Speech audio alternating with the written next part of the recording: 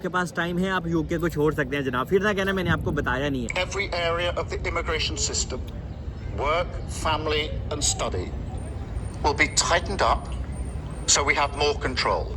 तो जी यूके अभी आप लोगों को डिपोर्ट भी कर सकता है और यूके ने अभी ये खाली प्रपोजल सेंड नहीं किया, ये जनाब पूरा अप्रूव हो गया है। ये जो 10 साल वाला है ये आप जब चाहे माने, आपको मानना ही होगा क्योंकि ये अभी चीज़ें हो गई हैं। और अभी आपके पास एक ही ऑप्शन है, क्या यहाँ तो आप कोई अपने लिए कोई लड़की देखो, गोरी शोरी देखो, जैसे कि पहले भी लोग देखते हैं। और सेकंड ऑप्शन वो है कि अगर कोई एशियन भी आपके साथ है जो शादी कर सकता है आपके साथ, हेलो, तो जनाब फिर भी आप लोगों के लिए बचने का चांस है। अदरवाइज़ 10 साल के लिए आप लोग तैयार हो जाएं। और जो लोग स्टडी बेस के ऊपर आएंगे वो फिर भी किसी ना किसी कंडीशन में फ़ायदे में रहेंगे। और अगर आप वर्क परमिट पे आएंगे तो जनाब आपके 10 साल तो नहीं लगेंगे, एटलीस्ट 12 साल ज़रूर लग जाएंगे। आप जैसे चाहे इनको मैनेज कर लें, आपके 12 साल हर हाल में लगने वाले हैं। लेकिन यहाँ पे आपको एक चीज़ बता दूँ कि एक पार्टी है, उन्होंने आवाज़ उठाई है कि जैसे कि सोशल पार्टी के अगेंस्ट आवाज़ उठाई है। क्योंकि पहले तो सोशल पार्टी खुद ऐसी चीज़ें की मुखालफत करती थी कि हाँ यार इंसानों को पूरे हकूक़ मिलने चाहिए अभी, और अभी जब उनके पास कुर्सी आ गई है तो सोशल पार्टी ने ही लोगों के ऊपर क़यामत डाल दी है, जो कि एक बहुत ही बड़ी नाइंसाफ़ी है। तो सोशल पार्टी के अगेंस्ट एक पार्टी है, उन्होंने कहा है कि पहले तो आप खुद ऐसी चीज़ों को सपोर्ट करते थे, अभी एकदम से आपने कैसे अपना माइंड चेंज कर लिया। क्योंकि ऐसी जब चीज़ें होती हैं तो सिर्फ कुर्सी की वजह से होती हैं। यहाँ पे उनको अपना वोट बैंक बढ़ाना है जो उनसी सोशल पार्टी है, तो इसी वजह से उन्होंने ये सारे लॉ और पॉलिसी चेंज कर दी हैं। और आपको बताता चलूँ कि जनाब यूके में अभी जो स्टूडेंट वीज़ा और केयर वीज़ा वाले हैं उनके लिए भी सेम प्रोसेस है और सेम इश्यूज़ होंगे। पहले तो आप केयर वीज़ा अप्लाई भी आसानी से नहीं कर पाएंगे। आसानी से क्या, उन्होंने फ़िलहाल तो कहा है कि हम क्लोज़ कर रहे हैं, ठीक है, क्लोज का मतलब कि बंद कर रहे हैं, बात की बाद में देखी जाएगी। और ये लॉ अप्रूव हो गया और बस ये लॉ लागू कब से होगा, इसमें सिर्फ और सिर्फ कुछ ही महीनों में आपको पता चल जाना है कि हाँ भाई ये जो 10 साल वाली सिटीजनशिप है ये अभी हमें 10 साल बाद ही मिलेगी। तो ये करवा सच आप जितनी जल्दी हो सके इसको मान जाएं, क्योंकि जनाब यूके में पौंड भी हम लोग कमा लेते हैं और फिर भी अगर हमें पेपर ही नहीं मिलने, 10 साल इंसान सोच के ही पागल हो जाएगा कि यार 10 साल तक मैं यहाँ पे खज्जल होता रहूँगा पेपर्स के लिए, 10 साल तक मैं अपनी ज़िंदगी हवार करता रहूँगा। और अगर तो आपके पास जेन्युइन वर्क परमिट है और अगर कोई कंपनी आपको जनाब प्रॉपर वर्क दे देती है फिर तो इस ओके, आप पॉइंट्स भी कमाते हैं, आप कहते हैं यार कोई नहीं यार, मैं पैसे भी आ रहे हैं, मेरा टाइम भी चल रहा है, मैं इंडिया पाकिस्तान ट्रैवल भी कर रहा हूँ, तो है 10 साल भी ऐसे पता ही नहीं चलेगा, तो फिर ठीक है। और अगर आपको कोई श्योरिटी ही नहीं है कि हाँ भाई जहाँ पे आप काम कर रहे हो वो बंदा आपको निकाल देगा या फिर वो कंपनी आपको जनाब ख़त्म कर देगी आपका कॉन्ट्रैक्ट वगैरह, तो फिर बाद में आपका टाइम भी सारा वेस्ट हो जाएगा और आपके लिए नए मसले मसाइल पैदा हो जाएंगे। और अभी जो स्पॉन्सरशिप हम लोग अप्लाई करते थे उसके ऊपर भी यूके ने बहुत ज़्यादा सख्ती कर दी है कि अगर आपने अपने माँ बहन या फिर पाकिस्तान इंडिया से किसी को बुलाना है तो जनाब जिस भी इंसान का आपने वीज़ा अप्लाई करना है, स्पॉन्सरशिप जिसके लिए अप्लाई करना है, उसको इंडिया पाकिस्तान से इंग्लिश भी सीख के आनी होगी और वो इंग्लिश का सर्टिफिकेट देना होगा जो बाकायदा यूके की अथॉरिटी से आपको इशू किया जाएगा, मतलब कि जो यूके वाले एक्सेप्ट करेंगे। ये चीज़ भी आपको पता होना चाहिए क्योंकि यहाँ पे कुछ ऐसे भी लोग हैं जो अभी भी अगर किसी होम ऑफिस में जाते हैं, किसी अपॉइंटमेंट पे जाते हैं या किसी भी जगह पे जाते हैं तो अपने साथ वो डिमांड करते हैं कि हमें ट्रांसलेटर की ज़रूरत है।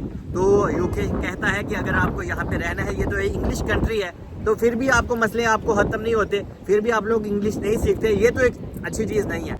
क्योंकि जब हम लोग यहाँ पे रहते हैं ऑब्वियसली हमें इंग्लिश तो सीखनी चाहिए फर तो हमें अपने काम खुद ही करने चाहिए। के पास टाइम है, आप यूके को छोड़ सकते हैं जनाब। फिर ना कहना मैंने आपको बताया नहीं है, क्योंकि यूके अभी बहुत ज़्यादा और ज़्यादा चीज़ें को टाइट कर देगा आप लोगों के लिए, क्योंकि यूके इमिग्रेशन और इमिग्रेंट्स को बहुत ज़्यादा अभी आड़े हाथों लेने वाला है। और जो लोग यहाँ पे इलीगल रहते हैं, मिसाल के तौर पे अगर आपने असाइलम भी किया हुआ है और अगर आपका असाइलम रिजेक्ट हो गया है तो जनाब आपके लिए बहुत ज़्यादा खतरे की घंटी है, यूके आपको डिपोर्ट भी कर सकता है। और यूके उन लोगों को भी डिपोर्ट अभी करेगा, जैसे कि बहुत ज़्यादा यहाँ पे लोग हैं जो स्टडी बेस पे आए थे और जनाब उन्होंने असाइलम क्लेम कर लिया। तो ये चीज़ें तो आपने खुद पैदा की हैं ताकि गवर्नमेंट को पता चले कि हम कौन कौन से रास्ते अपनाते हैं। तो इस वजह से ऐसे लोग जिन लोगों का असाइलम रिजेक्ट भी हो गया तो जनाब आप लोगों के लिए अभी बहुत ज़्यादा स्ट्रेस और खतरे की घंटी रहेगी अगर आप यूके में रहे तो। समझ आ गया आपको कि जनाब स्टडी वीज़ा वाले और जो उनसे भी इंसान यूके में यहाँ पे रहेंगे उनको हम आरे हाथों लेंगे, टाइट करेंगे, अपनी पॉलिसी को और ज़्यादा सख्त करेंगे और जो इलीगल हजरात यहाँ पे रह रहे हैं उनके लिए परेशानियाँ बनाएंगे ताकि हमारे कंट्री को कोई भी नुकसान ना हो और हमारी कुर्सी को भी कोई नुकसान ना हो, क्योंकि सबसे ज़्यादा पंगा ही इनको अपनी कुर्सी का है। क्योंकि जनाब इन्होंने वोट जो हासिल किए थे लोगों की हमायत से ही हासिल किए थे और जब इनको कुर्सी मिल गई है तो अभी ये हम लोगों के ही अगेंस्ट हो गए हैं। यूके में ऐसे लोगों के ऊपर बहुत ज़्यादा अफसोस है कि यार हम 40-50 लाख रुपया यूके में लगा के आए हैं तो हमें 5 साल बाद सिटीजनशिप मिल जाएगी, लेकिन जनाब ऐसा बिल्कुल नहीं है। अभी ये काम 10 साल में चला गया और हम लोगों की, आप लोगों की मुश्किलात और ज़्यादा बढ़ गई हैं। और इस रूल में सिर्फ वही लोग सेफ हैं यूके में जो पहले से ही अपना फाइल सबमिट कर चुके हैं, ठीक है। और चाहे उनके पास इंडेफिनेट है या फिर कुछ भी है, जिन्होंने ऑलरेडी सिटीजनशिप के लिए अप्लाई कर रखा है तो वो सेफ है। आगे आने वाले जो से भी इंसान अपने लिए सिटीजनशिप अप्लाई करना चाहते हैं या करेंगे तो आप लोगों के ऊपर 10 साल वाला ही जनाब कानून लागू होगा, आपको वही फॉलो करना होगा। अभी आप ये ना सोचें कि हाँ अभी पता नहीं कब उन्होंने लागू करना है, तो ये ऑलमोस्ट अभी डन हो चुका है। और इसलिए भी ये सब ऐसा हो रहा है क्योंकि जनाब यूके को हम लोगों ने बहुत ज़्यादा पैसा दे दिया है, क्योंकि हम लोग यूनिवर्सिटी की फीसिस पे करते हैं और बहुत ज़्यादा लोगों ने वीज़ा हासिल किया है और इसी वजह से अभी उनकी जेबें भी बढ़ गई हैं और अभी वो चाहते हैं कि हमारे कंट्री का स्टैंडर्ड भी हम मेंटेन रखें और हम अपने कंट्री की हिफाजत भी अच्छे से करते रहें और हमारा कंट्री नीट और क्लीन भी रहे। और सबसे ज़्यादा हम लोग टैक्स पे करते हैं देसी लोग, क्योंकि हम लोग टैक्स पे, हमारे माइंड में है हम लोग टैक्स पे करते हैं तो ही तो यार हमें बाद में सिटीजनशिप में आसानी होगी। तो अभी जनाब हम लोग टैक्स भी पे करें तो बाद में हमें सिटीजनशिप मिले या ना मिले ये भी हमें नहीं पता अभी कंफर्म।